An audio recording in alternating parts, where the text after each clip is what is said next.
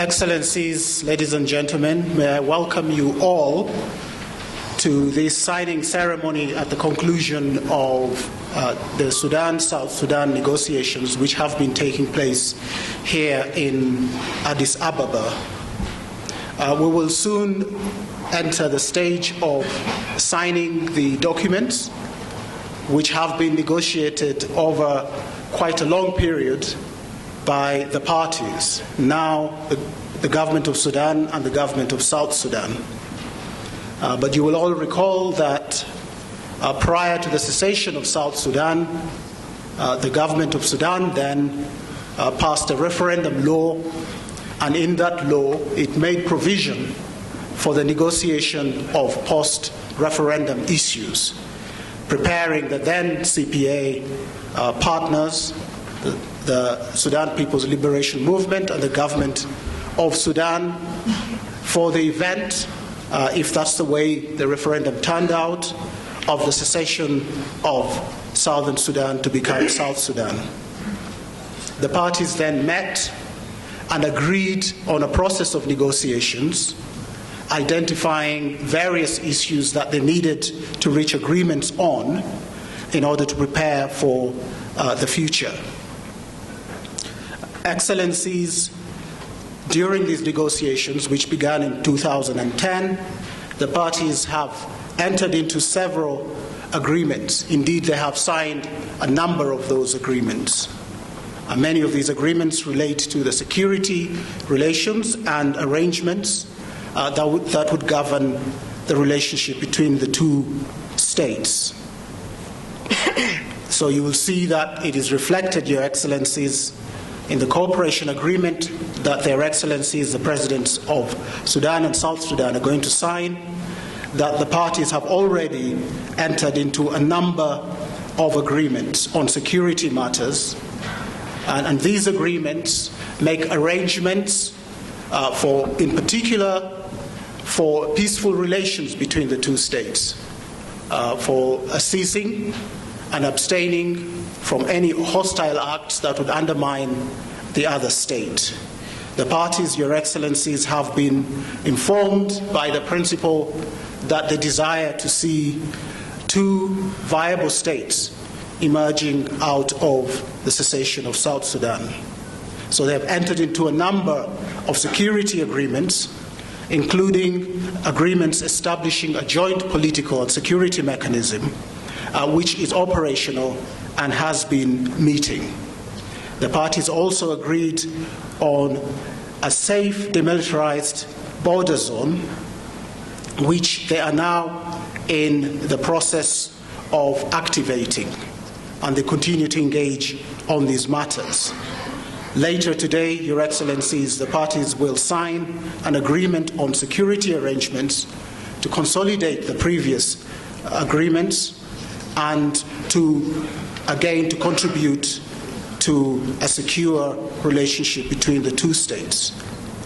Apart from the issue of security, the parties have negotiated agreements that cover economic relations, the status of nationals, and the question of the borders.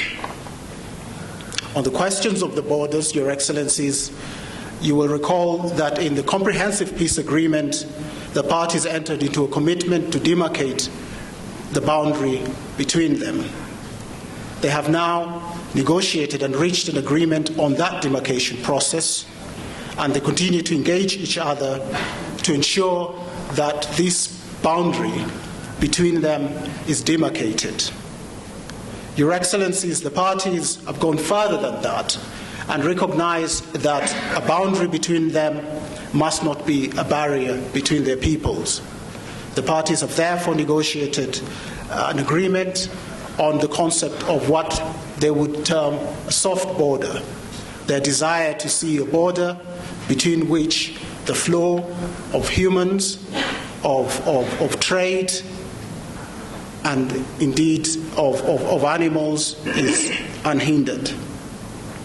So that is going to be reflected in the agreement on border issues, the demarcation, the principles on the soft border, and the institutions to ensure that this is a safe and viable border. Your Excellencies, there are several agreements that relate to the matters of the economy. You will all know the importance of oil to the economies of both states.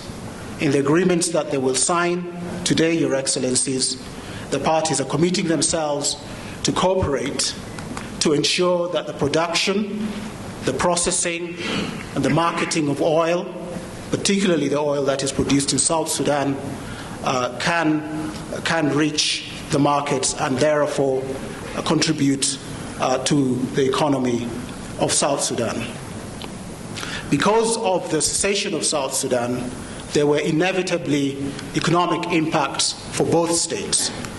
The parties have therefore, over the months, negotiated on how they could ensure that this cessation of South Sudan, the emergence of a new state, would not damage the economies of either state.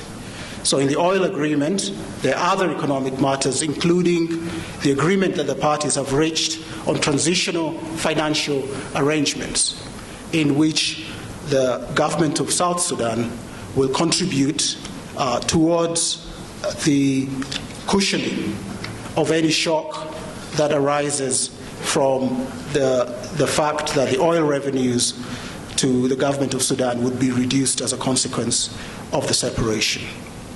The parties have also committed themselves to work together to approach the international community to find ways of alleviating the debt burden that Sudan carries.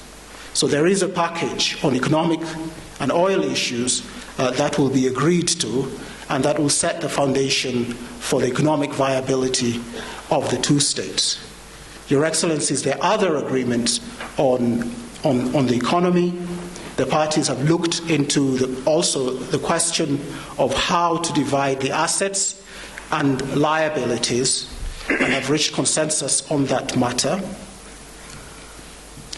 Your Excellencies, the parties have also looked at the other impact of the separation on individuals who have been working, particularly in the past, in the public services of either state and have been affected by the separation.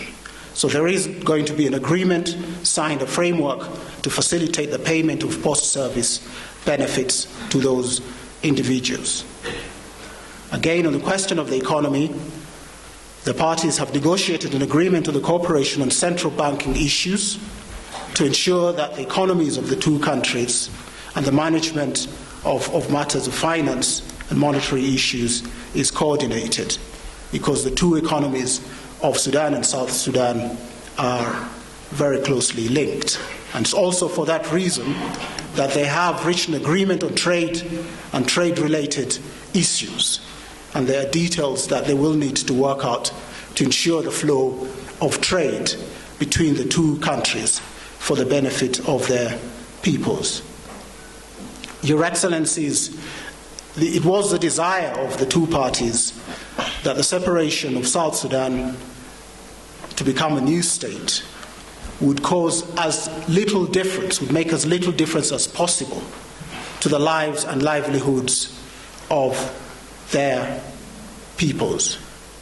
And therefore, in the framework agreement on the status of nationals on the other state, the parties have agreed that they will each allow nationals of the other state to reside, to move freely between the two states, to undertake economic activities as well.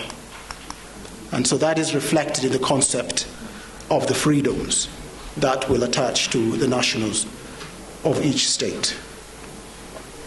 Your Excellencies, therefore, we will be also observing the signing of the comprehensive agreement, which brings together all of these principles and affirms the connection between Sudan and South Sudan, and looks forward to a relationship that will ensure the prosperity of the peoples of the two states indeed, not only of the two states, but of the region and the continent as a whole. So, Your Excellencies, you have before you a series of agreements that constitute a package which will ensure that each state alone, and particularly in cooperation with each other, will thrive and become two viable states. Your Excellencies, therefore, those are the agreements that are going to be signed today